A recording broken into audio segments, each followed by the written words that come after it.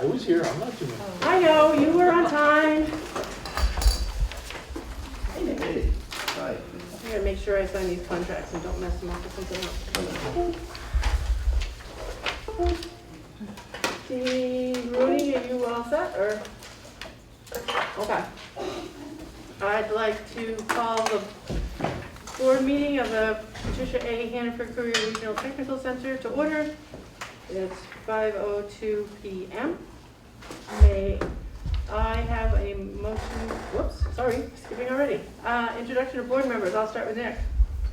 Nick Colston, representing ACSD, living in Shore. Kim Farnan from New Haven and representing the Mount Abraham School District as community enlargement. Hi, Christina Mackline, representing Addison Northwest School District. Steve Orzek, representing ACSD. Steve Rooney, representing MAUSD. John Markowski, resident of Bridport and WIB member. Tiffany Love, representing Workforce Development. Dan from ACSD, and then our administrators. Dana Peterson, Superintendent Director, Patricia A. Hannaford Regional Technical School District. Jay, Jay Stetzel, Assistant Director, Patricia Hannaford Career Center. Linda, Linda Barrett. Lisa, Hi everyone, Lisa Rader, teacher of visual communications and design and illustration. thank you.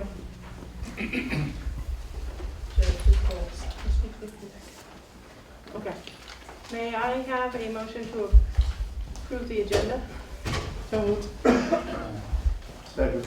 Been moved and seconded to approve the agenda. Is there any changes that we need to make? Hearing none, we'll proceed to vote. All in favor of the agenda as printed, please say aye. Aye. Any opposed? Motion's passed. Lisa, you are our visitor. Do you have any comments or?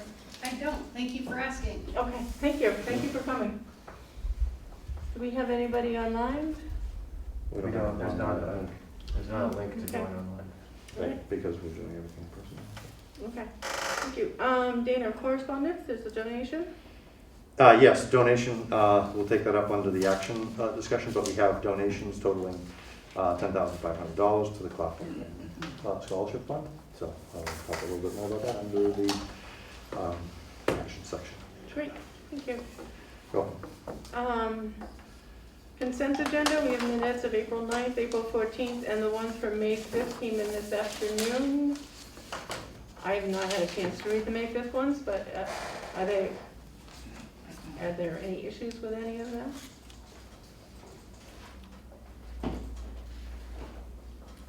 Okay.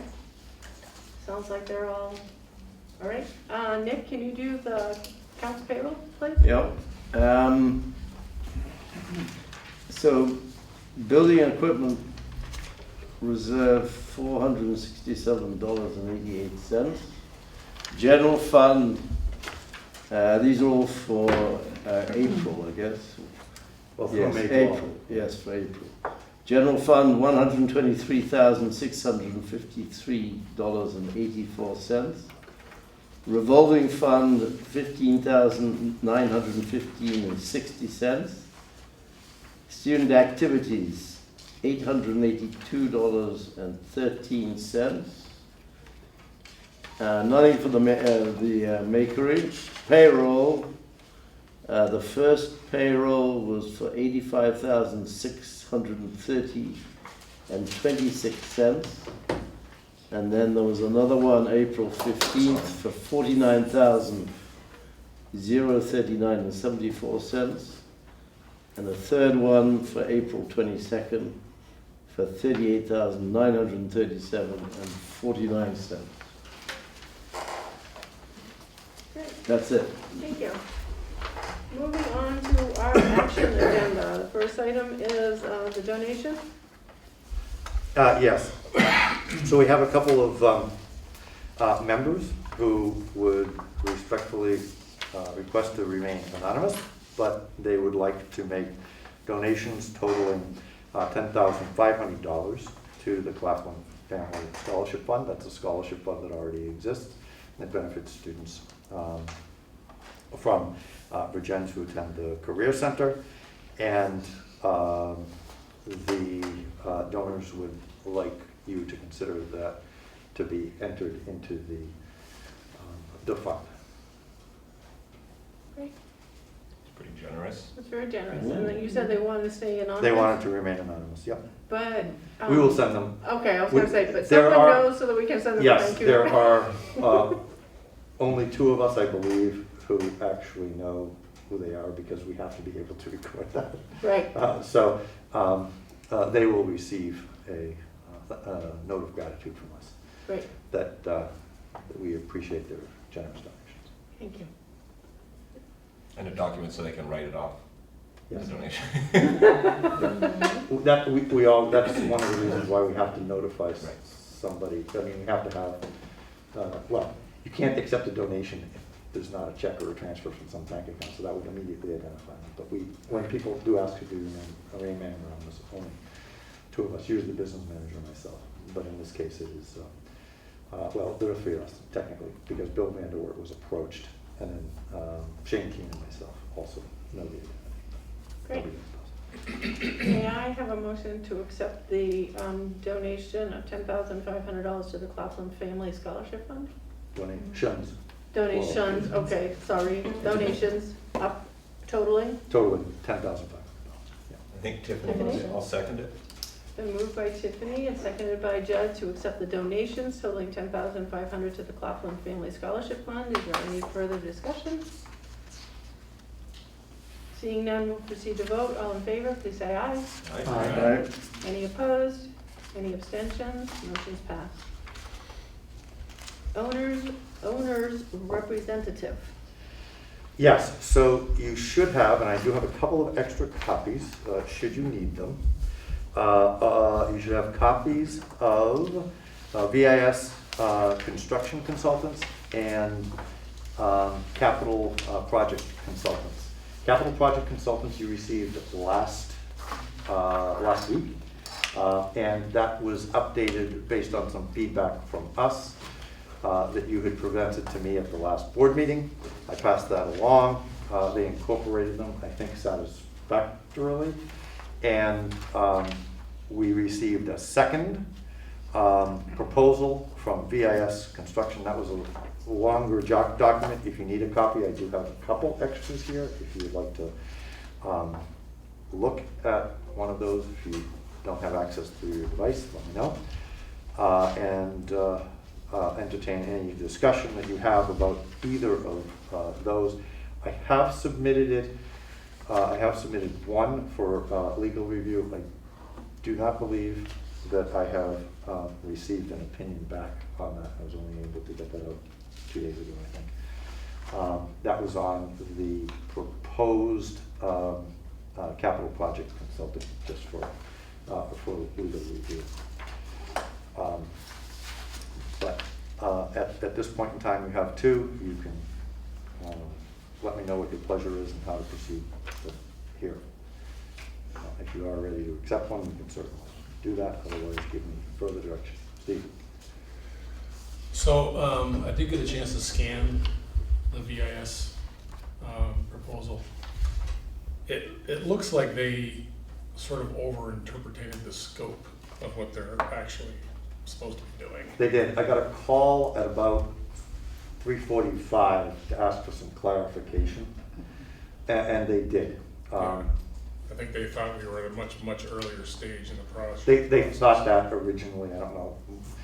I've had conversations with 3 different people at VIS, and I think that part of the translation was lost in each of those conversations. But they did overestimate the scope because the total was 155 or something like that. Yeah, I mean, even in the description of what they were proposing to do, it was like, you know, we had gotten kind of a concept plan from somebody and they were expecting that we were just beginning to do construction drawings, and you can tell from the schedule, you guys are ready to go. You're ready to break ground. Exactly right. And I did clarify that, but I didn't have an opportunity to do that until, that was one of the later documents that came in at about 7:30 this morning, and that's when I sent everything out to the board members. he then called me at 9, I was in the middle of something, I said we could chat at the end of the day, and we connected at about 3:45. And he said that, well, it really seems like if you're looking for a budget that would take out a significant component, because you don't have to do all of the first paragraph or the first pre-construction, it's already taken care of. And he said it sounds like you really don't need both project management and clerk of the works, but probably just clerk of the works. And I said that's really what the board was looking for. It's kind of an enhanced clerk of the works. Enhanced, yes, and he understood that. He said he could get us another proposal, but as a ballpark for consideration, he said take approximately 15 to 20 hours a week times 65 weeks times $85 an hour. Sort of in between In his between current his- number and his. Right, because his project manager is about $100 an hour, 99. Yeah. And 75 for the clerk of the works. So he said right in the mid-range there. Because some of it would be PM, some of it would be clerk of the works. And he said that would give you a year. And I calculated it in my head, it was somewhere in the $65,000 range. Okay, so that kind of put him more in the ballpark of where Marty was at. But a little higher than Yeah. So you said 20 hours. I said 15 to 20, that's why, yeah. Oh, Yeah. 15 to 20 hours a week times 65 65 weeks, weeks. because that would take us all the way through that's October. 975 hours times, you said 85? 85, yeah. That's 82,875. Okay, so there. And the 65 weeks assumes it's continuous. Yes, and he did say Which that with is- that, which there, is- there are assumptions that if you need that. Now, we would need that from, I mean, you need something probably, because there'll be construction going on the whole time. But the big portions of time would be from probably the start, end of June, through end of October. Then lighter work between October and April or May, and then they ramp up again till the final summer push and then final things. So And they've assumed that it would be the same load all the way through the 65. Or he that it said would he would have average to, out. he said he would have to put together another proposal Yeah. based on specifics. I think Marty kind of took the time to sort of figure out how many actual Yeah. total hours he was gonna do. Right. Yeah. And I think they would need an opportunity to do the same thing. I don't know how much time we have to you know, wait, you know, Right. to bring this person on. I don't understand the timeline yet in terms of what, are we in tomorrow or do we have another, you know? It's difficult to say, except that we just got the timeline, we'll be talking about that later in the Yeah. agenda. That timeline tells us when we need to have things starting to ramp up, which is about mid-June. So if you're looking to make an informed decision, you might have until we meet on the 26th. I don't want to be the one telling you what to do, but I think that you might have a little bit more wiggle room if if you have more questions than can be answered tonight. I would say that we might be able to do that. Jen? The position that we heard about 2 weeks ago for the 49,500, is that, That was last week. and, right, oh yeah, because we moved that. So that's the comparable position, so this is slightly more, but they haven't really parsed out exactly how many hours, they're just giving an idea. Marty had a pretty good idea of what the number of hours. So if we call that 50,000, so, and this is somewhere in the 80, is it possible that with those slow times, there's $30,000 worth of difference there, or is it just that these guys are? It didn't sound to me, it sounded to me like a 345 off the top of their head budget discussion without them actually. He said that you can usually calculate between 1 and 1.5% on the total cost of your project. So you take so that's between 80 and 120,000. So that 82 or 85 or whatever your calculation. Once again, I was driving and didn't have, had to do mental math. So he said that it was based on the total cost of the project, indicating the complexity of the project. So his proposal of between 80 and 120, with that calculation, is within that ballpark area. Yeah, the question is whether we just want to give them another shot Yeah, with do we a wait little 2 more better weeks and give understanding them of another? a little better understanding of the schedule. I mean, I don't know, for instance, I'm assuming that EEI has provided sort of a more detailed project schedule at this point. Yes, we got it tonight, and we're gonna hand those out in just a minute. Is that I mean- this one? Yeah, I think that's it, yeah. this one. Right, so, you know, if, for instance, if this was handed to VIS and they understood,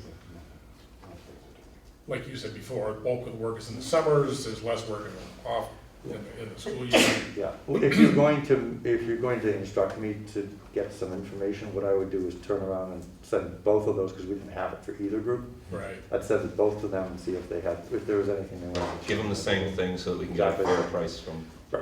Christina? Yeah, I was just gonna share that in past projects in Addison Northwest, when they assigned a clerk of the works, they did just what you said. They built in a certain percentage into the overall contract, and then they hired the clerk of the works, you know, once the vote or bond got approved. Right.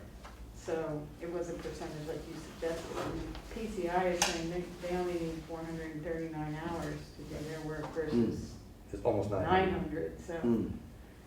I mean, I think we probably should let them do another quote, to be fair, and Yeah, then we can decide. So I agree. so it is on the action item to do, so, I mean, you could put a motion out there that you would like them to both quote based on Yeah. this Just- schedule. Instruct the superintendent to send out the recently acquired draft schedule of work to both bidders, or not bidders, but both proposal Proposal groups. submitters, consultant. and ask if that at all changed there. You Well, know, they specify the schedule in theirs already. I mean, do we really want to give them a chance to quote higher? is this VIS you're talking about? or- PCI, they say from May 2022 through August 2023. Which, does that match this? No, No, not it quite. doesn't. Oh, it doesn't. So, Oh, December of 2023. Well, it should be longer than that. no, it will be done in 15 months. So we're expecting that it will be done by November of '23. Okay. I think sending this out gives them both a fair shot of, Yeah, Well, just that in reading VIS's proposal, you could tell their first blush at it was a complete overshot of Yeah. the scope of what they were gonna be asked to do. yeah. So I think to be fair, to clarify where we're at in the project, for starters, the pre-construction is not even necessary. No. We don't need project management. What we need, we have a project manager, frankly. Yeah. EI is our project manager. And they have both their project manager and their clerk, which are Ken and Eric Lafayette, who provided us with the Right, overview. and we don't need project management so much, we need oversight, owner's oversight. Owner's oversight, right. That's right. And I tried to make that clear when I spoke to Mark today. Right, so I think they just give them another shot at it, hand them both this schedule, Yeah. and just see what happens. so, who would like to put that into a motion? I'll make a motion to direct the superintendent to ask for a clarifying proposal from both consultants based upon the recently received project schedule from EEI. Is there a second to the motion? So I'll say, Wow. Competition for that second. I'm gonna say Steve Borzak got it. So it's been moved and seconded to authorize the superintendent to reach back out to capital project consulting and to VIS construction consultants and ask them to requote based on the new or the draft construction schedule that we just received. I think Steve's term was Yeah, yeah, clarifying yeah. So proposal. Dan, you clarify your word, his motion, it's gotta go. Well, I was trying to remember what he said. Yeah, Clarifying proposal, I think, is a better term. yeah. Okay. So, And do we want to set a deadline in that motion? we meet again May 26th, so it would be nice if we had it before then. I can shoot for, I mean, today is the 12th, the 19th. If I say by the 20th, they've had less time than they got it. They got us these in less Yes, time they're quick. than 7 or 8 days. It was tough, but they were able to meet that. So I think that given this, what they already know, both of them already know, I don't think that that's going to be an undue burden. So we want to say, amend it to say by, By the following, next board meeting. No, I would feel more comfortable by May 20th. May 20th. May 20th. That's the Friday. Because that allows me to get it into the packet for you. Okay, okay. So So, that's my own friendly amendment. okay, so Linda, you'll have to read it back now, because I have a motion to direct the superintendent to ask for clarifying proposals for both companies. Sorry, I missed mine. Based on the Based EEI on- timeline. Based on the construction timeline Yep. schedule by May 20th. okay, it's been moved Clear. and seconded. Is there any discussion? I have a question. Yes, Jeff? Are we seeking quotes or estimates? Quote is something that they're gonna live with no matter how many hours they do, or is this an estimate that they're thinking it's gonna take this long and it may go way over? I like Steve's wording on the proposal because they both gave us proposals. And Okay. they told us what the caveats would be Great. and the hour cost if it goes more than the hours that they thought they had built in. Mhm. So I think that that's okay. That just gives us an idea of how much we're contracting Right. for. Yeah, and obviously, you know, if it looks like the hours are going way over what they're estimating, you know, we'll have to make some adjustment on the fly. Right. To either change their scope or Right. look for some more dollars somewhere. Well, we're just gonna have to be aware of that. Yeah, it's not, this isn't a lump sum not to exceed. It's an estimate based upon hourly rates. Right. But even the proposal is for an estimate, it's not for a quote. It's not for something that they're gonna be beholden to. Yeah, I didn't see a quote. Mm. Is And that's there, pretty standard, actually. is there any other discussion on the motion? Hearing none, we'll proceed to vote. All in favor, please say aye. Aye. Any opposed? Any abstentions? Motion's passed. Short-term financing. That's you again, Dana. Sorry. Yes, so you should have, and I have extra copies if you need them, a proposal from National Bank of Middlebury and one from People's, which is M&T Bank. And they have outlined, anybody need an extra? They have outlined what, You need one, right? I'm thinking it's in here somewhere. Oh, I got it. Do we have any more? we have 2 more. Does somebody need one of Judd, these? do you need it, I think I or? have it on my high-tech device here. Go ahead, just in case.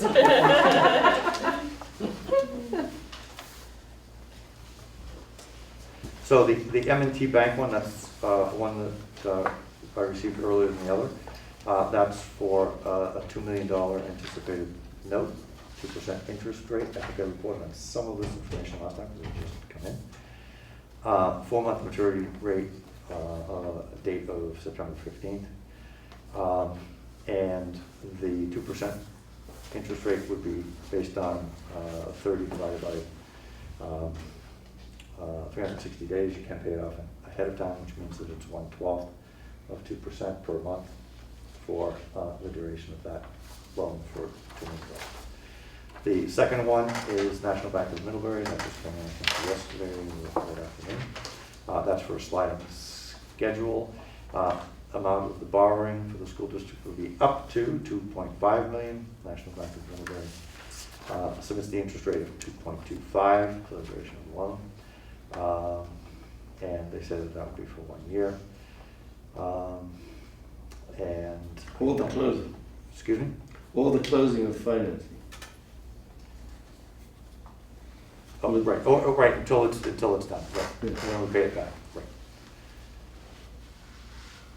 Until the Vermont municipal bond comes in. Right, So these are both fixed percentages, Dana? yes. And what was, did we have a budget number for that in our construction budget? I mean, what's the, let's say it went to maturity, what's the total value of to them of the loan?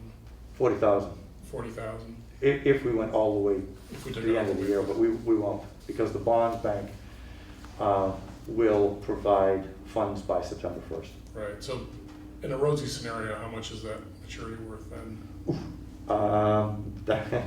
That would be worth about $3,500. Oh, okay, all right. So it's not a big item No. if things go according to Holman. Right. Because you're talking about, well, did I quote that right? Give me a second off the top of my head. No, it would be about 9,000, 10,000. Okay. Because if we went to 3 months, Yeah. we can pay it back in any. It'd be about 10,000, Yeah, Yeah, thanks. okay. yeah. Was that number included in a soft cost estimates anywhere? It's not included, to my knowledge, it's not included in the $8.1 million bond. We would have to pay that probably out of the core. I will say that that was not an expense that I had considered when we were looking at that, but we did build in interest rate costs. So that might be covered. We have approximately $175,000 that we can use to absorb interest rate costs in year one of the financing. I think that it would be below that. That was a large estimate, so that could cover the additional interest rate costs for the short-term loan. So if the bond comes in at a lower rate than we were, you're saying if the bond came in at a lower rate than we were, No, we overestimated the cost. The bond rate we had, there's some wiggle room in there if the bond came in higher. yeah, So we might be able to that's where absorb that. that's where there's some Yeah. margin. So, Where are we on the bond, Dana? Is it? All of that has all been submitted for approval. We should know when, good question, have to ask Shane. All of the applications have to be in by April 29th. They have to put them out for bid to decide who would be investing in those. We will not know that determination until, I think it's the end of June or the beginning of July, but please don't quote me on that. Because what they were saying is that would be the time at which those awards would be announced, but the funding still takes another month, so that would be, they were saying mid-August. So I believe we'll know sometime between late June and early July, mid-July, and then the money should be available a month thereafter. That's why I, in speaking with the director of the bond bank, Michael, I'm trying to blank his last name, I said if I said funds would be available for us to draw on starting September, he said absolutely. That was, and that's actually a conservative estimate. But they've already given you some idea of what the bond percentage would be?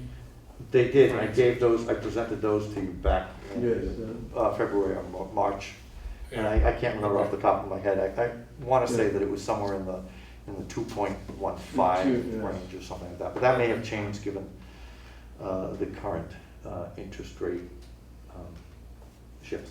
It's not final until it's closed? Until they close. All right. But you did present those numbers. I did. Yeah. And we didn't get any updated numbers since I presented. No. But I also didn't ask. Okay. So M&T has quarter of a point cheaper, so why not go with the cheapest? Well, that would be a pretty simple answer. Wasn't sure if there was any other. We have a relationship with both of these banks, Okay. by the way. So we're already, they are lending to us. We have a good relationship with both All right, banks. yeah, okay. The choice would be up to you. So, Well, I'd make a motion to go with the M&T. M&T. Yeah, so will I. So you're seconding it. I'll second. So the motion was made to go with the Proposal. To accept the proposal, proposal. to accept the proposal from M&T Bank. It Yeah. was seconded by Nick. Is there any further discussion? Hearing none, we'll proceed to vote. All in favor, please say aye. Aye. Any opposed? Any abstentions? Motion passed.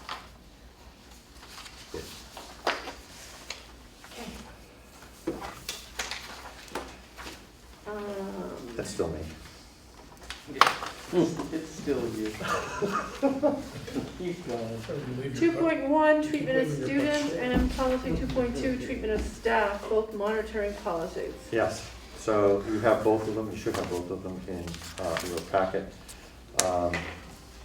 I'll just hit some highlights. The 2.1 treatment of students, I will read the constraint, executive limitation. With respect to interactions with students or those applying to be students, the superintendent shall not cause or allow conditions, procedures, or decisions that are inequitable, unsafe, untimely, undignified, or unnecessarily intrusive. We ensure here at the Career Center that all procedures and decisions are fair, equitable, safe, and timely, and dignified. Each year during professional development time, at the start of the school year, everyone receives training on laws, statutes, policies, and procedures, and changes relating to privacy, safety, dignity, etc. All staff, not just instructional staff, receive FERPA training, Family Education Right to Privacy Act, confidentiality, mandatory reporting. We have a whole slate of policies that we review. It sets the stage for all interactions with students, families, etc. Further, the superintendent shall not elicit information for which there is no clear necessity. Information about students collected by the Career Center is for the express purpose of providing education and relevant services.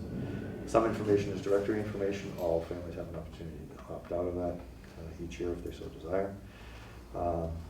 And such information includes names, addresses, phone numbers, things like that. If they opt out, then it doesn't go to colleges, it doesn't go to the military, it doesn't go any place. So opt-out is opt-out for everything. And if you don't do anything, then any group that asks for that registry information, directory information, is entitled to receive it by federal law. Further, the superintendent shall not use methods of collecting, reviewing, transmitting, or storing student information that fail to protect against improper access. All our student records are maintained using best practices and FERPA compliance. Hard copy records are stored in fireproof filing cabinets. Digital records are protected through password access. All staff receive FERPA training, as I already mentioned, and confidentiality training. Security procedures are maintained by our IT director for digital records, and they're reviewed periodically for cyber safety. Our grading software has a portal, and all of those are password protected, and each individual family receives their own login information. Superintendent should not fail to operate facilities or programs with appropriate, should not fail to operate programs with appropriate accessibility and privacy.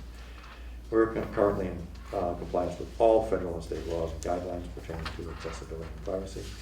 We review our facilities and program accessibility regularly to ensure continued compliance. The capital project for which voters approved our funding in March will also include renovations that are ADA compliant. Superintendent should not fail to establish with students and their guardians clear understanding of what may be expected and what may not be expected from services. All of our services are outlined in the student handbook, along with policies relating to these services. Those policies and the handbook are on the website. for all students attending the Career Center. All students have access to friendly and meaningful academic support from our Learning Center team, both in our program classrooms and in the Learning Center lab.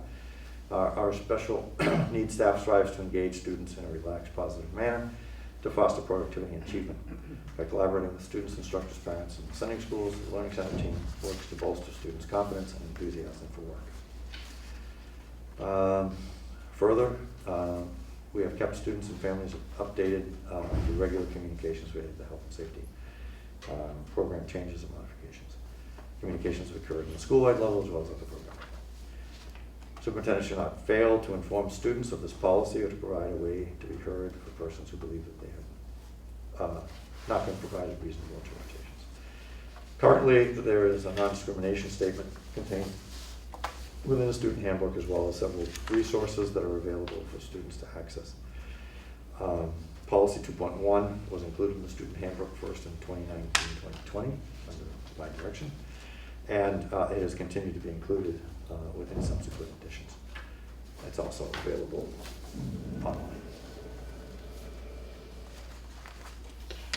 Is there any questions around policy 2.1, treatment of students? I report compliance with the policy. If there is none, I'll take a motion to accept the monitoring policy 2.1, treatment of students. So moved. Been moved. Is there a second? Second. It's been seconded by Tiffany. Is there any further discussion? Hearing none, we'll proceed to vote. All in favor of accepting the monitoring policy 2.1, treatment of students, please say aye. Aye. Any opposed? Any abstentions? Motion's passed. 2.2, treatment of teachers or staff. You guys aren't gonna have to be able to stop talking. I hope you Yeah, have got a my voice. water gun in the running out of air. Okay, so executive limitations, 2.2, treatment of staff teachers. With respect to the treatment of paid and volunteer teacher staff, the superintendent shall not cause or allow conditions that are unfair, undignified, disorganized, unclear, or in violation of the master agreement.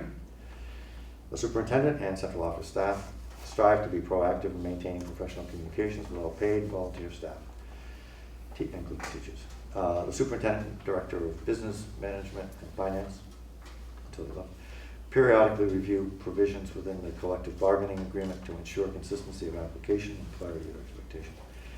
When necessary and appropriate provisions are reviewed with personnel and/or association leadership. In fact, the administration has continued to hold regular meetings with the association leadership to review and address any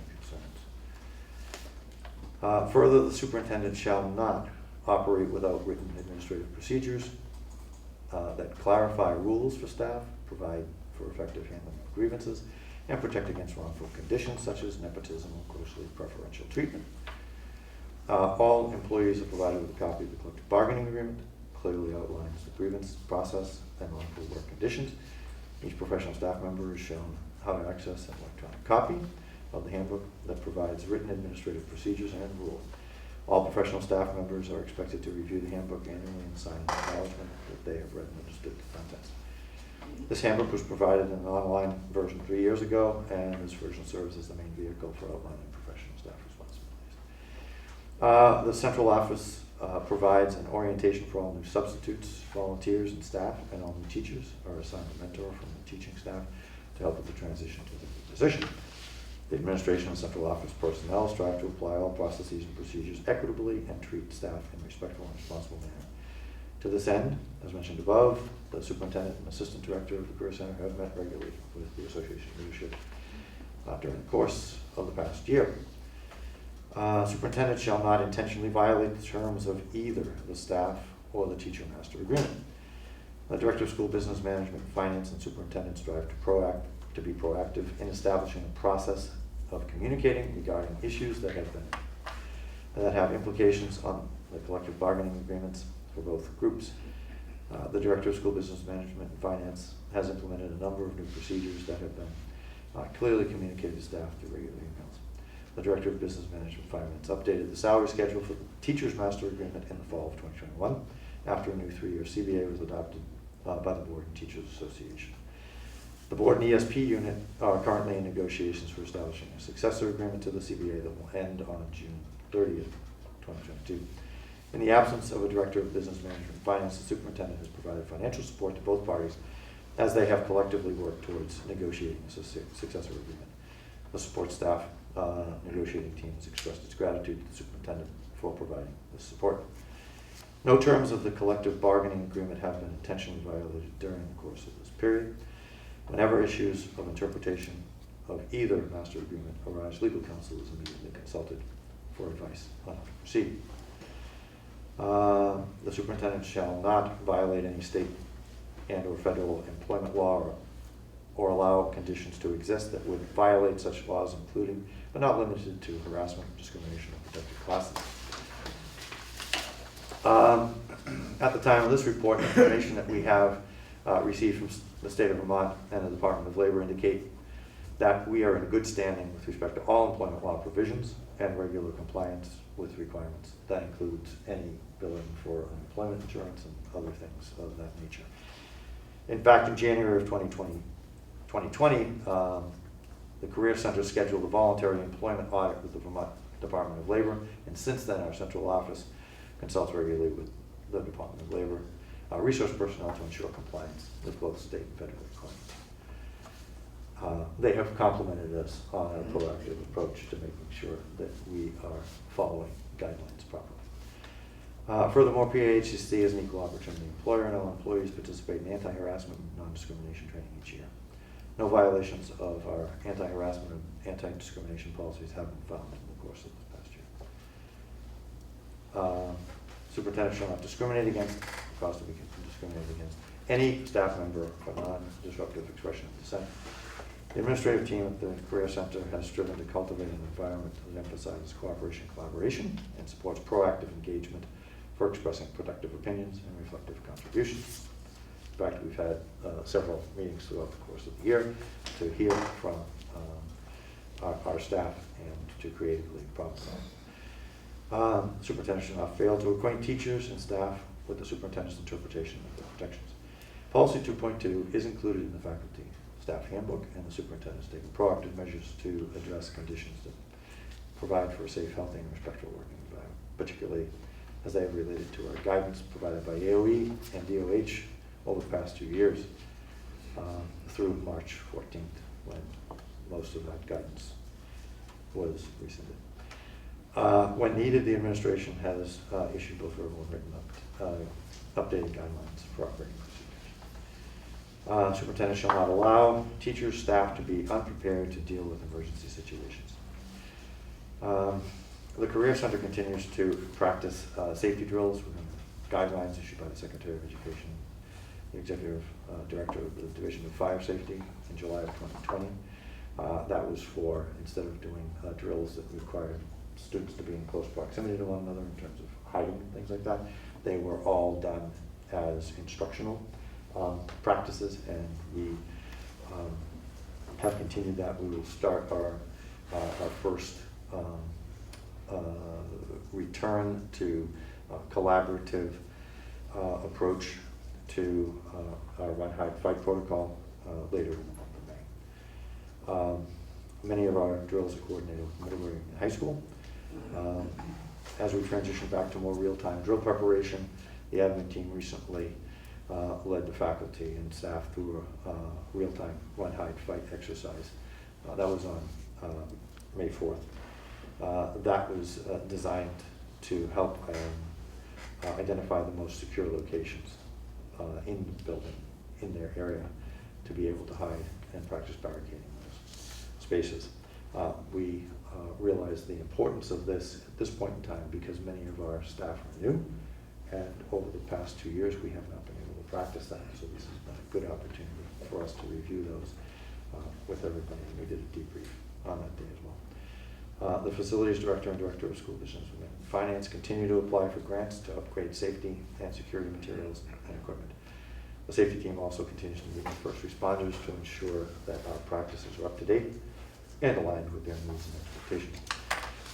So John Curler and Austin while he was here, applied for and received another Visbit grant, and we have spent approximately $5,000, a little over $5,000 in upgrading safety equipment in a variety of programs. Great. Steve Orzek and then Christine. So this is my first experience all with policy governance, or all policy governance. This says that this is an executive limitations policy, and it seems like it is a review of the year. Is that true? Monitoring reports can happen on a variety of schedules. Mhm. This happens to be an annual review report, yeah. Okay, so this is for lack of a better word, a summary of how this year went between the teachers and staff and the executive? It's not necessarily a summary of what happened so much between the groups, so much as what the superintendent and the operations team have done throughout the course of the year to try to address those constraints so that we are not in violation. Okay.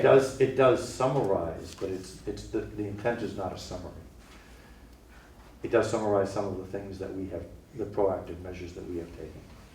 And in the absence of any violations, then I report compliance with the monitoring Okay. policy. Because I'm reading through here, and the way this is being reported is like there were no conflicts at all between staff and administration, and that just doesn't seem to be the case. And I'm trying to find where that is. Or is that not is this not the appropriate place? This is not, I don't think that this is the appropriate place No. Okay. for reporting on conflicts. And, you know, it depends on how you're going to define conflicts. Mhm. Anyway. But this is an accurate reporting Okay. of what we have done to be able to demonstrate that we are in compliance with the intent of the policy. It's not an insurance that there won't be a misunderstanding or a disagreement. Mhm. And if there are, then there are appropriate measures. Okay. I was just struck by number 4. Administration team, the Career Center, has striven to cultivate an environment that emphasizes cooperation and collaboration. Yep. And supports proactive engagement for expressing productive opinions and reflective contributions. Yes. Okay. And we've done that on a number of occasions, if not monthly, then every other month, with checking in with folks to make sure that can happen. Okay. Whether people participate fully in that is entirely up to them, but we provide that opportunity. Christina, you got your hand up? I was wondering how often the safety team meets with first responders, is that? Monthly. It's monthly, okay, thank you. We have first responders sitting on our safety team. In fact, Chief Hanley has been a stalwart. He is there at almost every single meeting. We have had Chief Shaw come and attend a few, and then we've had some from the Vermont State Police that have attended periodically as well. Great, thank you. You're That's a lot. I was Yeah. expecting like once or twice a year, so. yeah. Chief Hanley has been a wonderful supporter of our work, and he helps to keep us apprised of what the needs are in the community and the evolving changes so that we can incorporate those into our safety planning. And he was instrumental in helping us to design the Run, Hide, Fight protocol that we currently have in place. Great, thank you. Any other questions for Dana? Hearing none, can I have a motion to accept policy 2.2, the treatment of teachers and staff? So moved. It's been moved, is there a second? Second by Tiffany to accept policy 2.2, treatment of teachers and staff. Is there any further discussion? Hearing none, we'll proceed to vote. All in favor, please say aye. Aye. Any opposed? Any abstentions? Would like to abstain. Okay. There's one abstention, Linda, and it was Steve Orzek. Motion passed. The next item is just we always do a board retreat during the summer. Sometimes it's in July, sometimes it's in August. I don't want to take a lot of time, but if people could like shoot me an email and say, you know, I'm gone the entire month of July, or I'm home the entire month of July, that would be better for me. Things like that, and any specific topics you might like to discuss. And then we can, in one of our June meetings, we can build that out so that we all know the date, where we'll be, and what we'll talk about. Okay? So this is just a request for Request for you guys. schedules and Yeah. possible agenda topics. Yeah. That's all that is. The next one, CLNA review. That is a Dana and Jay. Yeah, and I'm gonna give Jay an opportunity to start this off. I will jump in and help, I just need to take it. there or not? Yeah, I mean, people have small versions, but they can't read it, so we can No. project it. Yeah, no, I can't read that. Sorry, I didn't bring my magnifying glass tonight. We're prepared. Are we, Jay? Prepared? Sure. I need a judge. Sorry.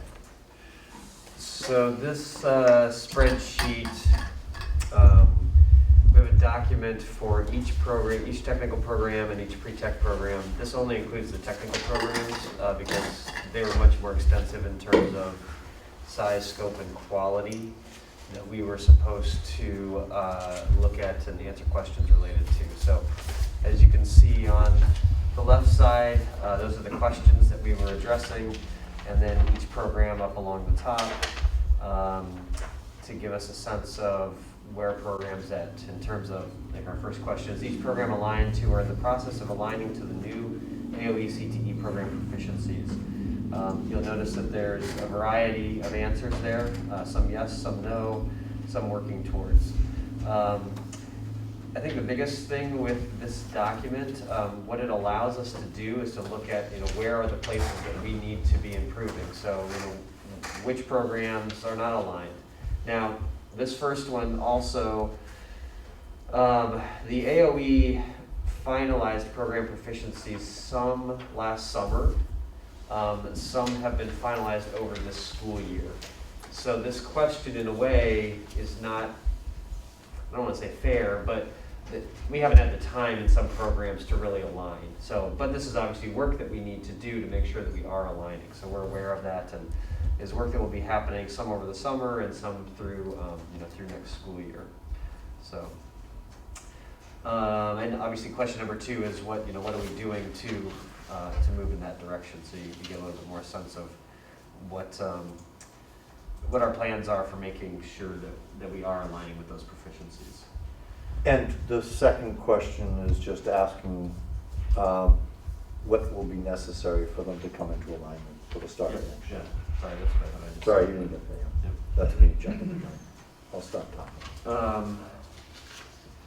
So I don't know how in depth we want to go here. You know, we're required in terms of our report to AOE for the comprehensive local needs assessment. We need to. There were 7 questions that I believe we looked at last time. One of them is question number 3: to what extent does each program align with the needs of industry and the economy of the state or the CTE service region? So this is where we were meeting with advisory committee members for each program, getting information from them, as well as from instructors to determine, are we doing what we need to do to prepare students to enter the various industries or fields that our programs represent.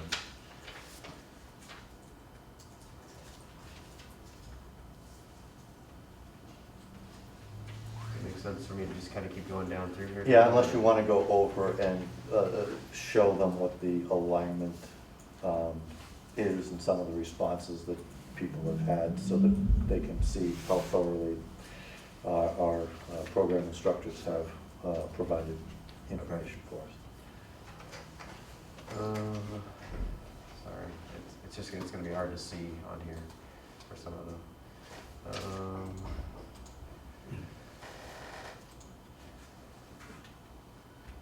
I think the overall view you're getting right now is. It's good. Okay. Yeah, because I would say, I mean, again, most of these for row 7 there, question number 3, I mean, we've established and most of our advisory committee members agree that what we're doing is helping prepare students for these fields. Are there more things we can be doing in some areas? Sure.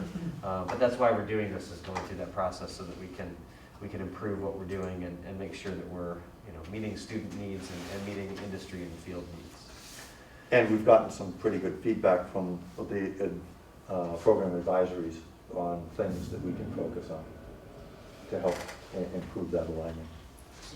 Is there a reason computer science didn't respond to that one? Well, we don't have a computer science instructor per se, so that one's been a little bit more challenging to pull together. So Yeah, that's why okay. that one's not Yeah. not completed yet. So do we have program advisories for each? Yes. All 3? Yes. And they are active? They are required to meet twice a year, every year. And some are more active than others. I mean, some are meeting, those 2 meetings a year are happening regularly every year. They are? Others, it hasn't necessarily been happening every year. The pandemic also impacted that. I don't know that any advisories happened in March or in the spring of 2020. I don't think they did. When the pandemic hit. So that year, 1920, likely most programs only had 1 meeting. So. But prior to that, were they that active? I don't recall. The requirement was for 2 advisory meetings. They weren't each year. happening. We did send out reminders and we did try to track that, and most people were in compliance with that. I had to provide a report last year to AOE and found that I would say 90% of our programs met at least twice a year. Good. And do we have, and I know what you're gonna tell me, but I'm gonna ask it. Do we have guidelines as to how these groups are selected, what their terms are, and who they are? We do. We have a spreadsheet. I think I provided that once earlier. That has the names of all of the program advisories, because for last year's report to AOE, we were required to submit that. So we had a spreadsheet that Glenn Schmidt helped us to develop, and we captured all of the email addresses and phone numbers as well as addresses. But for all of them. do we have an application process for We people have, to be part of this? And how do people know how to, if they So- want to help, how do they know how to get? one of the things that we did was we provided all programs with a template that we had borrowed. Once again, I'll give Lynn Schmidt a lot of credit for synthesizing a document from the New Jersey Career and Technical Ed Department that helped to identify how that can be facilitated. So everybody has a template for reaching out, and they have guidelines. It's about a 4-page document that provides those guidelines. It also provides a focus on what are the types of questions that program advisory should be answering. So if someone wanted to, say, join a committee, Yes.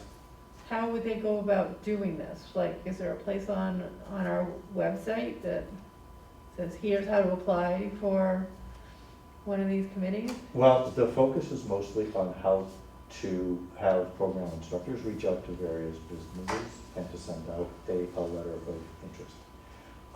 There wasn't anything, Jay, correct me if I'm wrong, that was for a general application for putting something online for people to find out if they were interested. No. So if they are in a particular field and they would like to offer something to the Career Center, they could certainly touch base with either leadership, or they can contact the program instructors directly.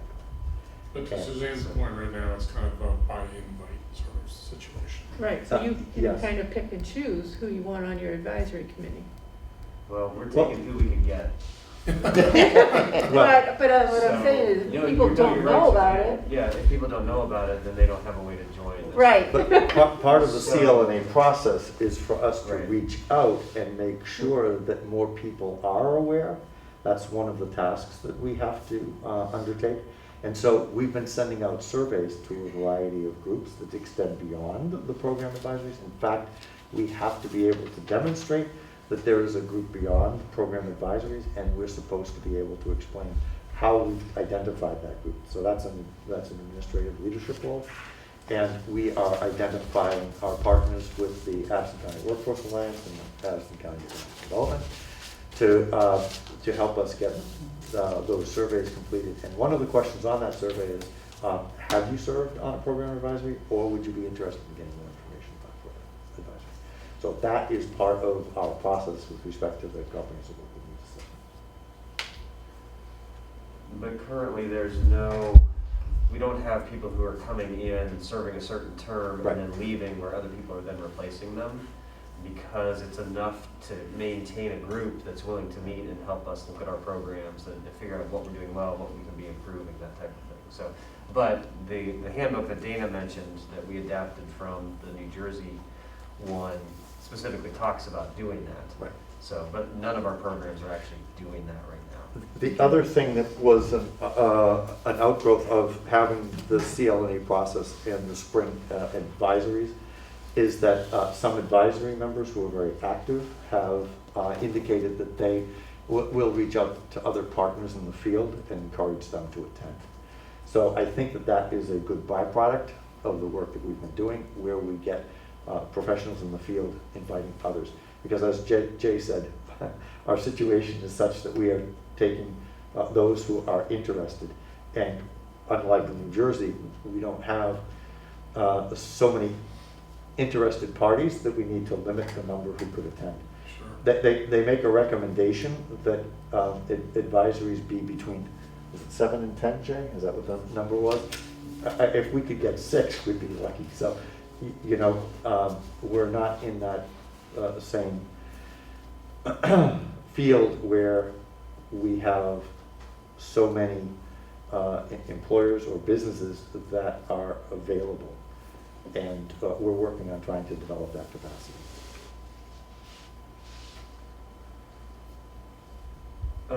Should we just keep going down here? Because actually what we're talking about now is actually a little further down on the spreadsheet too. Yeah. Sorry. No, that's okay. Yeah, so does the program offer one or more post-secondary credentials or Tier 2 IRCs? The IRC is industry recognized credential. So as you can see here, some do, you know, automotive does in terms of ASEs, automotive service, oh gosh, what's the E stand for? Anyway. Excellence. Excellence, Yep. thank you, Dana, yes. Every once in a So while. a number of those that students can earn at the student level. So some programs don't have any, and those are things that we obviously need to be working on. So for example, if we stop on construction technology, the one IRC that is applicable is the NCCER credential, which has been adopted statewide. We just have not had the time and opportunity, with Nick being a 1.5-year instructor. He is familiar with the curriculum, but he is not actually a certified instructor.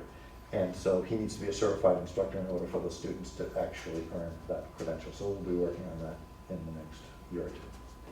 And like for design and illustration here, I mean, they have a portfolio process that students go through, but it's unfortunately not recognized by the state as a Tier 2 or post-secondary credential specifically. So students have things that they are able to use to, you know, to move into the field or to, you know, help them in going to school, those sorts of things, but don't fulfill something in this category necessarily. So to build on what Jay has just said, the NCRC helps us as an institution meet our federal requirements in terms of industry recognized credentials, in terms of applicability within the general workforce. It does not necessarily apply towards the size, scope, and quality evaluation of individual programs. So although we can benefit as a center and meet guidelines and targets for the Career Center as a whole, it doesn't necessarily help meet that target for any individual program. So that's why they either have to have a dual enrollment credit or an IRC in order to meet that target for size, scope, and quality. So, the person that we just hired, is that in industrial design or That's engineering and architecture. engineering and architecture, the one who has a way to go before they're Yep. like certified? Well, as a CTE As instructor, a CPE yes. instructor. Okay, but are they gonna help? I mean, is that going to help get these national recognition kind of stuff?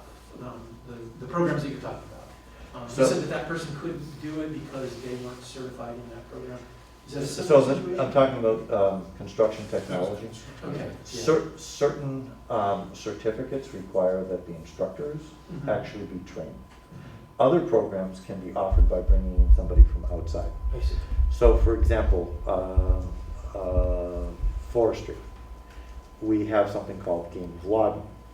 Our instructor is not certified to provide that certificate, but he can bring somebody in from outside that actually does that.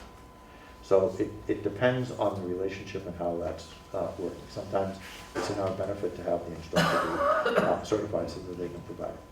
When we, as we're looking for our industrial design and fabrication new instructor, we are looking to see if that person can be certified as a certified production technician trainer, and then that person would be able to ensure that the students, as they go through the class, would be able to acquire that credential.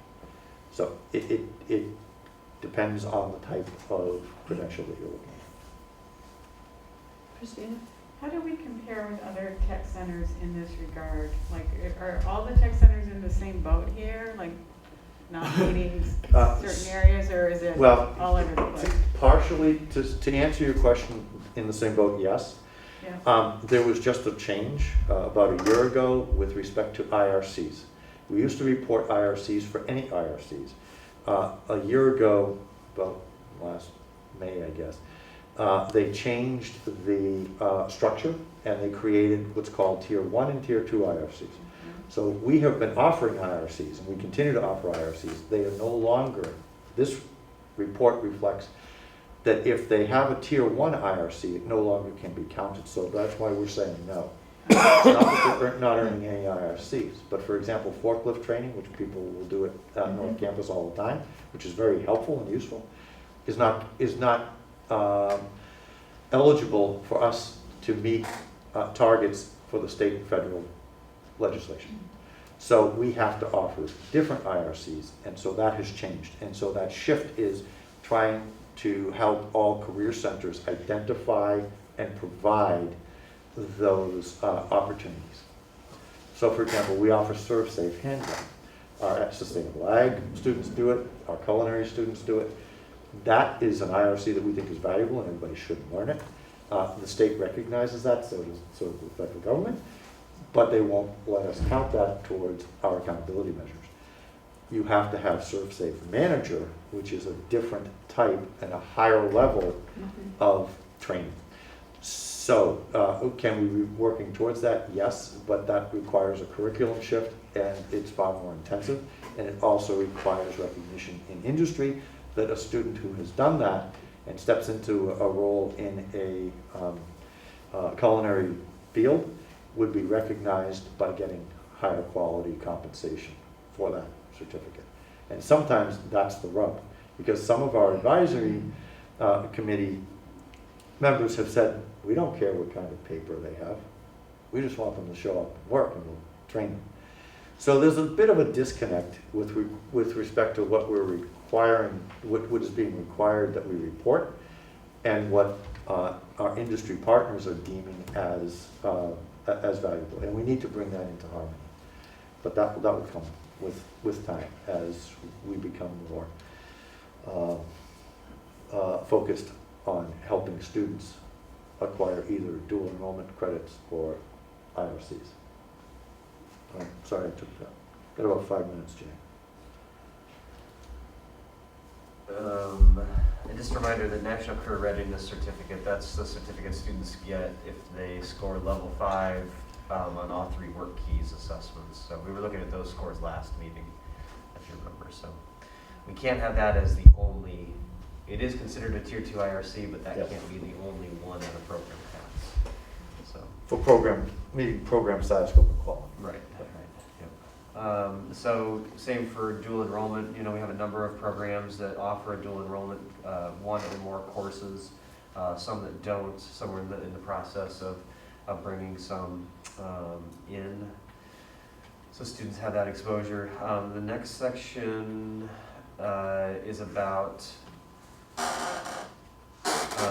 so co-op work experience, or sorry, career work experience, co-op and apprenticeship.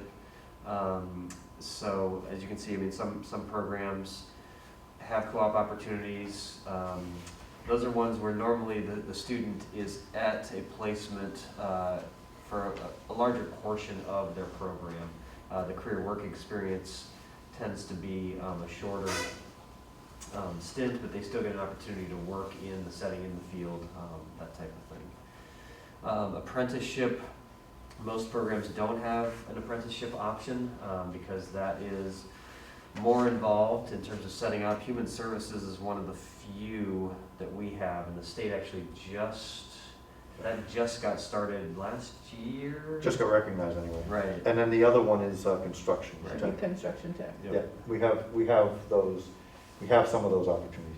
We do not have to demonstrate that we have all of those, but we have to demonstrate that we have a variety of them. And not every program requires one in each category. They just are looking for what type of work experience, learning experiences the students have. CTSO is Career and Technical Student Organization. So as you can see, again, some of our programs have something, Skills USA for a number of our programs. ART does have some that they're involved with, but again, they're not recognized by the state.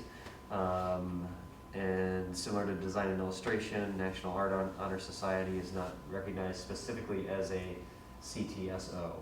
So, but it provides a great opportunity for our students in terms, I mean, the work they have to do to be accepted to the National Art Honor Society is extensive. So, anyway, we want to recognize that those sorts of things are happening and creating quality programs for our students. Let's see, we'll keep moving down here. So then the rest of these numbers are, so the percentage of students earning post-secondary, so we offer it, but how many students are actually earning those tier 2 IRCs or completing or participating in dual enrollment courses and those sorts of things. So again, you can obviously 0% if we don't offer it, if they don't have that opportunity. And let's see, I'm going to keep flowing through. Oh, sorry. Dave. Just picking culinary arts, for a long time we had a dual enrollment opportunities with NECI. But when NECI folded, we lost the opportunity to make that connection with the state. Yeah. So we have to figure out how we can reestablish some of those connections, and that takes a little bit of time. Yeah, actually, I've been in conversation with Woody. I mean, we have some possibilities, potentially for next year, if not definitely the year after, in that area.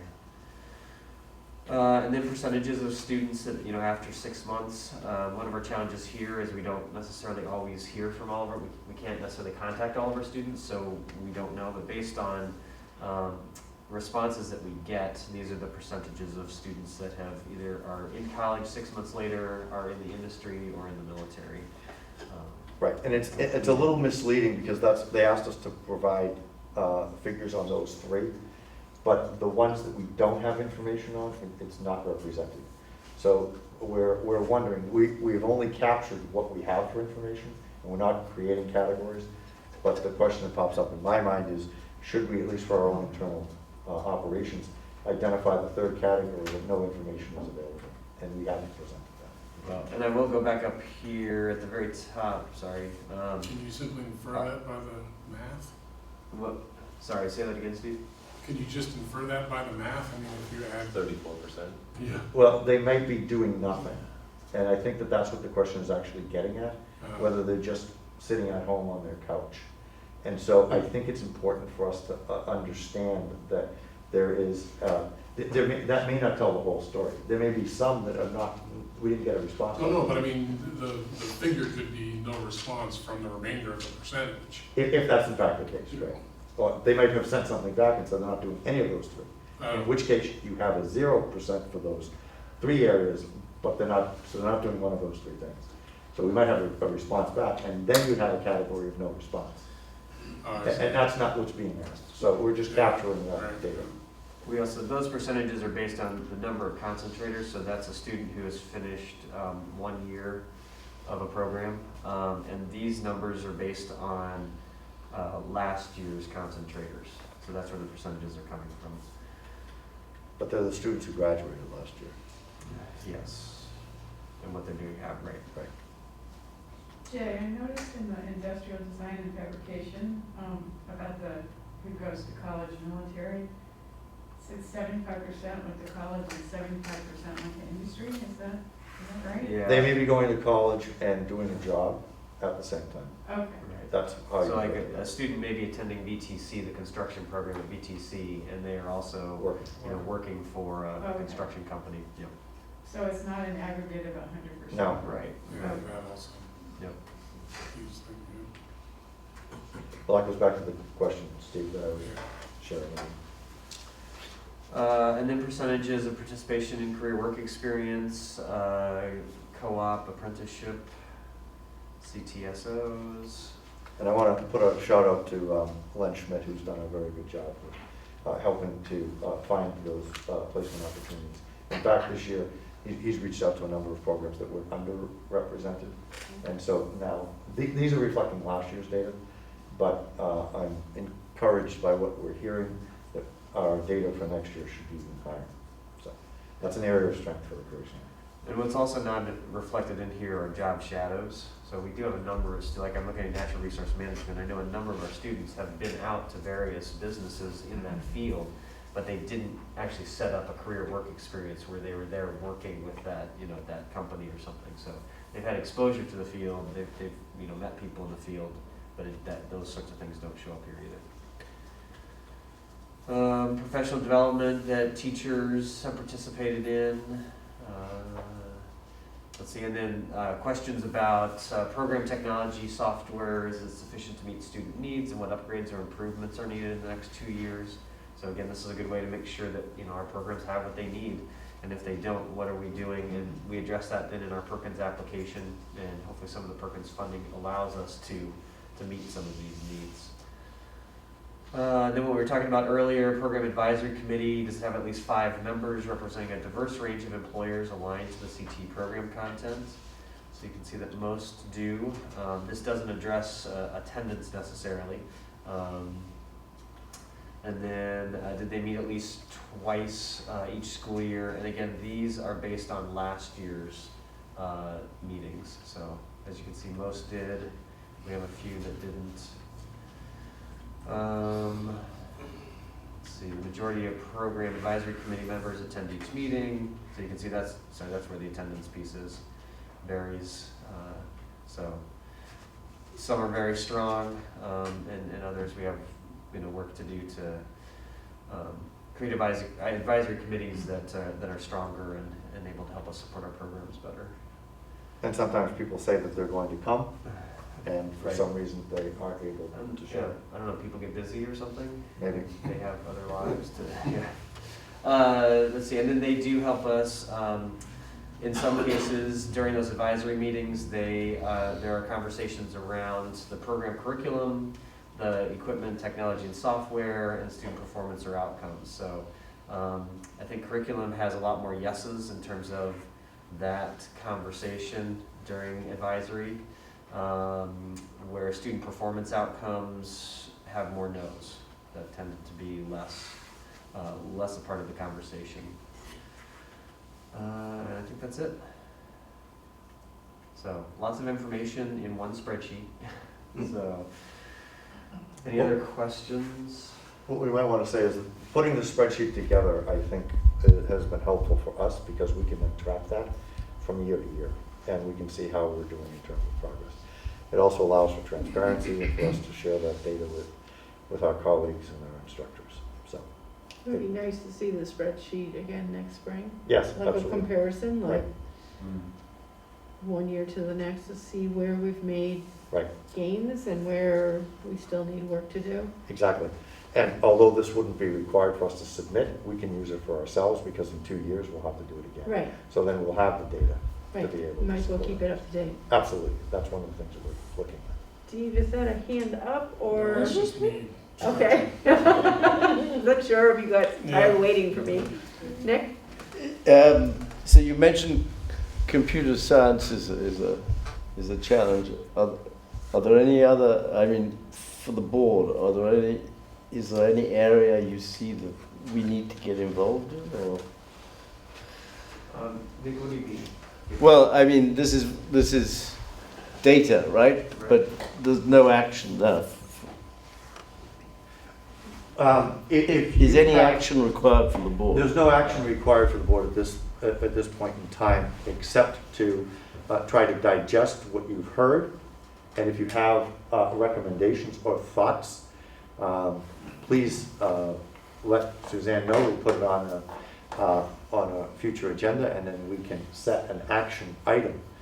Because part of this is to inform our practice. And in addition to our staff, we have an internal team composed of Jay, myself, and Len. And then we have an external review team composed of representatives from CCV, representative from one of our partner schools, and a representative from Addison County Economic Development. They're looking at these, and they're also making some suggestions and recommendations. The purpose behind that is so that we can actually come up with some action items for the CLNA to respond to that component of our Perkins application. And we'll probably be bringing that back in June to give you an overview and say, here are some of the things that we think we need to focus on for next year. Okay. Yeah, Do you I think have that's, any- that's actually great. That's kind of what was going through my mind was, you know, you guys are sort of hitting on where you think things need to improve or what you think you might work on, but Right. having that in the spreadsheet, like as another tab, like, or whatever, here's the action plan, Yeah. here's under each of these topics, here's the things we've identified as needing to be done. Right. And those tracking things are things we can look at next year, like, did we actually get any of these done?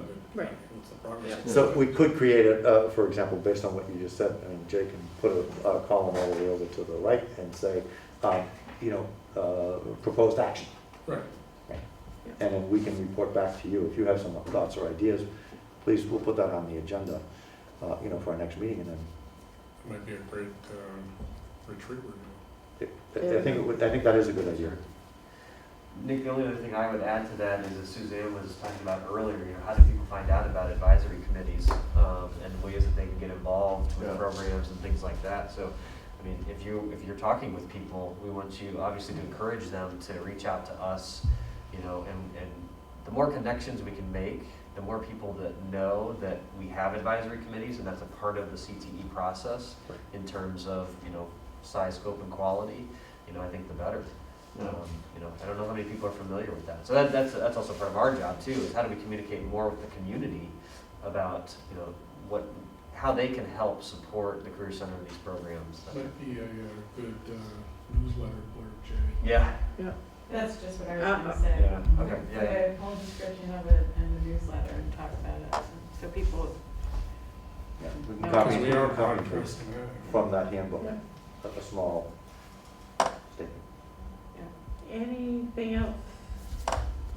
So, do you need us to take a motion on this, or was this more that, Just to accept our report, perhaps? Okay. I mean, if you believe that this is a genuine, honest assessment of where we are at this moment in time, if you would just be willing to accept the CLNA presentation or Okay. CLNA report on size, scope, and quality, that would be helpful. all right, So moved.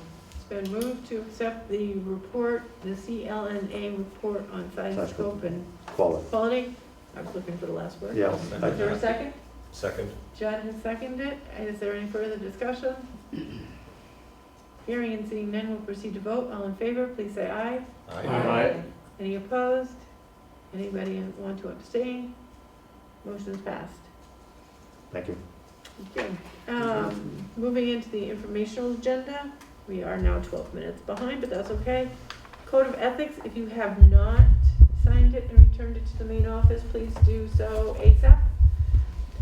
I think there were only 3 at the last time I checked with Patrice. They were missing? They were missing, and I Okay. think she had reached out to each person, so. Okay. I'm one of them. It's not because she hasn't reached out, it's because I'm terrible at doing it.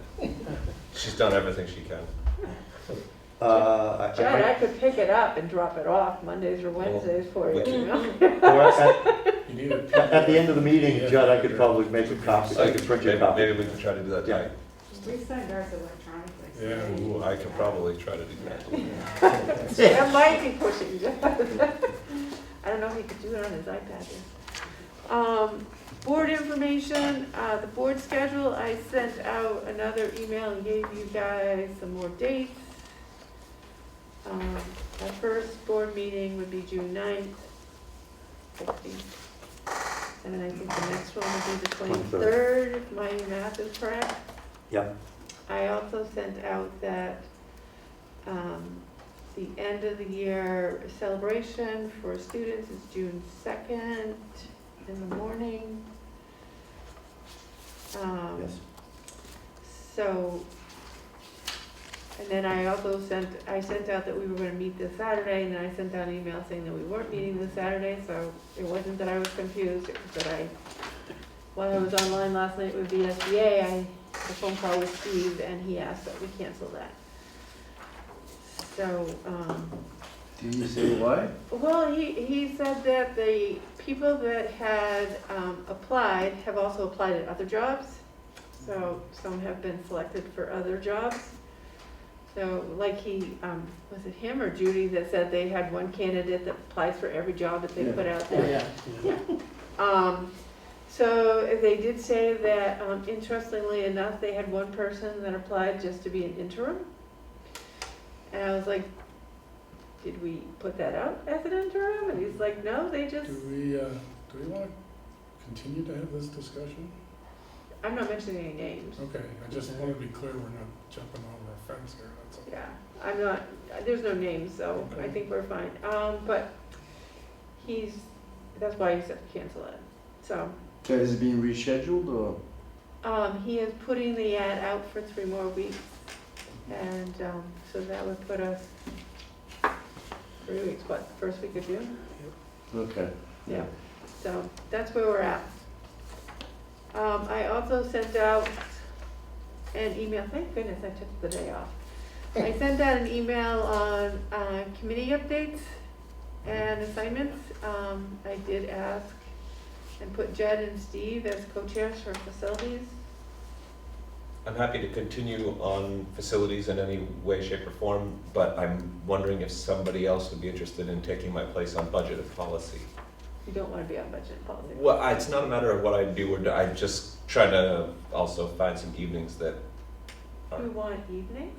well, so if anybody is willing to take over budget and policy, I wouldn't mind picking up one committee but dropping another. Other than, if nobody can, then I'll continue on budget and policy. But Okay. if somebody is more well-versed in budget and policy than I am, that would be also Okay. probably helpful. 'Cause So what I did was based on, where people have been serving and what they seem to like, that's how I put the list out. That negotiation committee should be going, as my husband says, with one of his groups dark for a couple of years because hopefully things will be settled. Missy asked to step back from the chair of facilities, that's why I put the 2 of you in charge of it, and you guys can then work with Duke it out. administration on times of that committee meeting. Just like you, Judd, I would like to get off a committee, but hey, we do what we do. We are still down 2 members. So we need one more good person and one more person from Madison Northwest, so. Are most of the committees meeting on Zoom at this point? Like, and if not, is that a possibility? The, what we're doing right now is, board meetings are in person, all subcommittee meetings, which for the ease of being able to have an in-person and remote option. I'm sorry, you said board We have- meetings are not gonna be on Zoom anymore? Well, based on the last decision that you made to have all board meetings in person, Uh-huh. we don't have a provision for an action item for continuing board meetings virtually. If you choose to change that, then we'll be happy to comply with that. Okay. But the subcommittee meetings, there was no indication of a change, so they have both an in-person presence, and we could all meet here, and there's also a link that people can join in. I think some of our board members have found the remote option for subcommittee meetings easier Yeah. Yes. to do. Yeah. So we haven't stopped that. I mean, I would, did we talk about not having Zoom board meetings? I must have forgotten, I don't know. For some But, reason, I recall we were going to keep the hybrid. yeah, That's I what would encourage us to do that, just because it encourages the public to come, Sure. and if one of us gets COVID or some other illness, we could possibly still attend, but. yeah. And that's what I thought, we had said we were all gonna be in person, but we were gonna leave I thought we were gonna leave the link for public. Okay. But that Yeah. was my interpretation of things, which I've been known to be wrong. We may have made a misunderstanding That's because the okay. last meeting was, the link was not a link from us, the link Uh-huh. was from the consultant. I mean, I'm just, in our district, where board members can attend board meetings by Zoom or in person. And then all the committee meetings are on Zoom.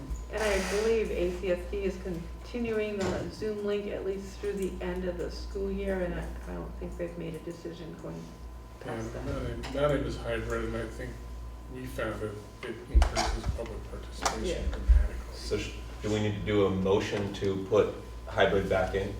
I think that would help clarify. So I move that we have a Zoom in-person hybrid school board official meetings, not changing anything about the subcommittees. Well, let me ask about the subcommittees, because does the state regs require there be in person for the subcommittees as well as the? No. Any one warned meeting has to have a presence, must Yeah. have a presence, so which means that we warn a committee meeting, everyone could be on Zoom, and Dana, Jay, the consultants could be sitting here, and you guys could be in your offices or on your roof or Right. Okay, all right. So wherever you might find we have yourself. to at least do hybrid. Yes. Okay. But any warned meeting has to have an in-person person. Hmm. So how is the motion going now, please? I move that we reinstate a hybrid system for our official board meeting. Second. It's been moved and seconded. Is there any further discussion on it? Hearing none, we'll proceed to vote. All in favor, please say aye. Aye. Any opposed? Any abstentions? Motion's passed. So Judd, on the committee assignments, I can move you off of Will we budget. still have a quorum if I moved off of budget Yes, policy? as long as your board chair can always make it. We'll have a quorum. Well, let's leave me on it until maybe we find another member and it's more comfortable. If there's no wiggle room, that puts a lot of burden on you too. So let's leave me on it until maybe somebody decides they. Or we can maybe call each other and I can say, Okay, hey, that's I fair can't make too. it. Can you make it? Yeah. Okay. When does that committee meet? Typically? Tuesdays at Tuesday. 4:30. 4:30. Third Tuesday at 4:30. Yeah. Okay. And we're missing Missy tonight, right? Missy is super swamped because the college is in their end of the year and getting ready to graduate. And all those kids were running around this afternoon. It must have been really warm out there because there were no shorts on. I'm like, wow, guys. Towels were flying. They were finding a river somewhere. So she's busy. She is still on the board, but she's just really swamped. Well, the only reason I ask is because my participation in the facilities committee, I can't do it at the time that it's happening right I could do it at some other time. And that's why she stepped back from chair, because she can't. Right, but I'm Do it, wondering so. how do we go about changing the time? Do I have to come to a meeting? Or Well, the meeting we was just now, change it we changed it at the last one for that reason, Steve. We put it at 8 o'clock instead of 9:30. If there's another time that would work, then the committee can actually look at that and decide. The committee sets its own. No, I know it does. It's just that in order for me to be in there and participate in the changing of the meeting, I have to attend the meeting. So, Or it's a little bit of a catch-22 at the moment. Or send an email about what your availability would be, and then the group can take that up. Yeah. Or, I mean, there's 3 of you on the committee sitting here right now, That's right? kind of why I was asking. Yeah. So the If 3 of Missy was you, here, we could have the 4 of discussion you right now. could say, oh, we're gonna change it to this time. There are 4 of you. Is I that- have Judd, Steve, Nick, and Steve. I have 2 Steves, Yeah, Nick and Yeah. Judd. yeah, so if the 4 of you wanna have a quick conversation and change the time and date of the meeting, then let Dana know what you We'll, decided, and then yeah. it would have to be rewarned. Well, I mean, Dana, is there somebody, does anybody have an availability before 8 o'clock? I can do as early as 7. My kids get on the bus at 7, and then I have a quiet house, and I could easily do 7 o'clock. Yeah. Wow. It used to be Nick's like, 7:30. I'm retired. It used Well, to I mean, be I got other stuff to do, but I know where I am at 7 It was a.m. 7:30 before, but in person. That was in person. And how long do the meetings typically run? It can be 1 hour. an hour, usually, we shoot for an hour max, sometimes it's only a half hour. I mean, when we were working with EEI, and they were doing a presentation, it was an hour. Yeah, I mean, if a meeting goes from 7:30 to 8:30, that's okay. Okay, Say I'm gonna start at 8 and go to 9, it's problematic. yeah. And the 9:30 is challenging because, like, for me, I would get to work, and then I'd have to hopefully have enough connectivity, whatever job site I was on to. Right. So, I just like burning the candle at the beginning. Yep. I burn So- a lot of it at the end, and I prefer not. 7:30 sounds like a good. Well, if you want to, we're currently scheduled to meet at 8 on the 26th, June, 25th, whatever that. Yes. meeting is. 23rd. 23rd. Okay, I know it was sometime. Are you asking to move that to the, I'd propose if we could, move it to 7:30 on the 23rd. works for me. okay, so technically the way this should work is, That's because fine. this is not, is this on our agenda? Can we No. actually take action on this? No. What I would do is, maybe Jay can help me remember, I will send something out electronically. We can warn an electronic meeting and change the date, change the time. You So can, that- do it by email. yeah, Do we you want can, to check in with Missy first, just to see, just out of respect, because she put a lot of work in. Would be the nice thing. I will reach out to her and ask her for you. Okay. But yes, you are allowed to do an electronic meeting. Yeah, just to Decision time, organize. so that- organize yeah. an You can do, but you have to warn it. It has to be email. Yes, right. Right, properly done. Yeah. So we'll make sure that we do that. okay. All right, and so we'll change that to 7:30. Jay, help me remember. Facilities to 7:30. Yeah.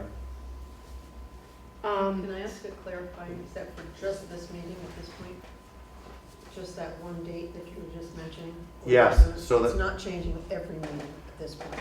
Action would be taken at the next meeting That's to fine. determine what should be going forward. But we have a meeting warned for 8 o'clock.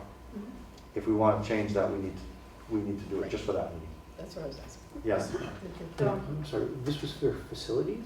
facilities meeting. Just Mm. facilities. For I May 23rd. don't think I'm on facilities, I'm on No, you're budget not. and policy. So you said Steve, and I was going. No, I put You you must have on talked about facilities. But she put you on there, though, you're on the Oh, list. I'm on the list? You're on the list. Oh, You have it. oh. You're retired too. But if you're running budget policy, then There you there go. you go. Makes no difference. All right, sorry, I did send that email out. All right, so there were lots of reports out. Does anybody have any questions on any of those? There was also, we just received tonight the draft timeline that was received at the Career Center today for construction schedule. So are there any questions on any of the reports? Because we are running late, sorry. I just wanted to throw out there that I was able to attend the ART performance last week, and it was amazing. The students were like off the charts, so great. So it was fun to see. Great, And great. really great to see all the things you listed in your report, Dana, especially about the students. The tiny house on display and all those good things that are coming up. And there's, in Randolph, at the tech center there, they were trying to get 2 tiny houses done before the end of the year, and they think they might, maybe get one of the 2 Yeah. done. So I've been taking class with her instructor, like, he's been really struggling, and I told him, I'm like, well, this is how we're doing ours, and so I think And that's a that's little enough. envious. That's a little, yeah, that's a little too ambitious, but Yeah, Nick's doing a great job, yeah. and we'll be starting another one, so. Any other questions or comments or, Right on your left, right there. oh, sorry. Oh, that's okay. I just wanted to point out really quickly a couple of things. You can read it. I'm not going to say too much about it. But we hosted the Instructional Leadership Academy, the Career Center did. And I want to put out kudos to the culinary program for their fine performance in providing lunch. It was universally well received, and they got high compliments. And then I also put in my report the compliments that our students received from the visitors for their performance in the various programs. And it was, and we were the envy of the process, and they were glad that we finished on this note. And the facilitator instructor said that it was a credit to wrapping up all of the work that we were trying to do this year by seeing students engaged in high-quality, rigorous activities related to instruction Great, and expectations. We have lots of work to do, but yeah. we got high praise for that work, and particularly for our students and their ability to be focused and respectful and polite, etc. The other thing that I wanted to say is that I mentioned the Inclusive Education Project. We were up at Killington today. And once again, it was a great experience. The 4 members of the team, 4 out of 5 members were there. We presented our work, and we talked about the continuation of that for next year. And we're looking to be able to continue that. The team voted when we were asked about continuing that work in inclusive education next year, and people are going to be working to help us fund that and continue that work on level 2. So we talked with the facilitator who, from Vermont Superintendent's Association, who was responsible for setting that up. So that was great. And Suzanne and I are going through the joint leadership training. And, Oh, yeah. it's been informative. Let's just say that. Okay. It's been interesting. Thanks, Suzanne. Any other, Nick, is that a, So, yeah, so on the 100,000 lead grant, Yes. is that going to entail a lot of training and Yep. So we're working in partnership with Collins. yeah, And we are able to expand that beyond the Collins because originally our ask was for about half of that, and they expanded it. So it's going to be on training for both secondary students as well as adult ed students, and providing specific training for manufacturing and a couple of other high needs industries. So good. we are still in the process of developing the curriculum and the target population, but we're looking to pilot it at first with adult ed because we can do that a little more quickly and easily, and then incorporating some of those components into into a variety of our programs, including auto and diesel, industrial design and fabrication, construction tech, and engineering. So the pilot with adult ed would be for Well, this fall, or if we can get the funding set up quickly enough, because there is, as I mentioned, an elaborate process that we have to go through. Yeah. So it's when, as soon as the funding will be available, because we can't, as I put in there, we should not be expending dollars until we know the dollars are coming in to reimburse us. Right. If we do, then we run the risk of not getting reimbursed. So we need to make sure that everything, all the I's are dotted and T's crossed. But hopefully, we would be doing something in the fall. Okay, good. For next year with adult ed. So we're excited about that, and we're excited about incorporating the same type of curricular components into the secondary programs, including, like I mentioned, those several areas. Yeah, It has to do with jobs. measurement, and it has to do with specifications, and it has to do with some skills such as soldering and welding. Yep, those are all jobs they need at Goodrich. There Oh, you go. sorry, That's it's Raytheon or Collins or. Keep Sounds changing good. his name. Really good. Any other questions? Oh, Christine? Did you send the business office report and adult tech ed report separately? Because There was no business office report because I'm the business manager and I didn't have time to write it. Okay, so there is no report on either of those? Okay. No, adult ed was out ill, so I think that's why his report did not make it. Okay, just wanted to make sure I didn't miss it. No, you didn't. And I think, I'm pretty sure that these are just kind of a standing item They are. here, so that, Actually, for the business office, there were no reports, monitoring reports, so I had my other two reports that I got to talk about. But I didn't have a special business office Okay. report. Well, maybe it's kind of misleading to have them on there if there's no reports. What we could do is, we could put no report, Yeah, that'd be Yeah. helpful. and I'll take responsibility for that. I did not indicate that. okay. Policy 4.1 governing style. Who wants to take this one? Kim? We're a little over on the time. Just like a timekeeper in the future. Happy to step up. Anyway, and we got a little off track on a couple of items, talking about subcommittee things that probably shouldn't have been talked about like that. Just minding the clock. Anyway, other than that, good. Okay, thank you. So Steve Orzik, I don't know if you understand what we're doing, or Tiffany, when we do 4.1 governing style. So it's kind of a way for us to think about how the meeting went. How do we interact with each other? You know, were we attentive and had we read things? I mean, I had mentioned that there was one thing that came in that I didn't get to read. So it's just kind of just a reflection on how we have done as a board at the end of every meeting. Okay, so, and sometimes I pick and choose and sometimes people volunteer. Kim? The other piece is VSBA is going to have a training on policy governance and under the carpet plan, and I highly recommend it. You know, if you can go in. I don't think it's very long. I just saw it briefly.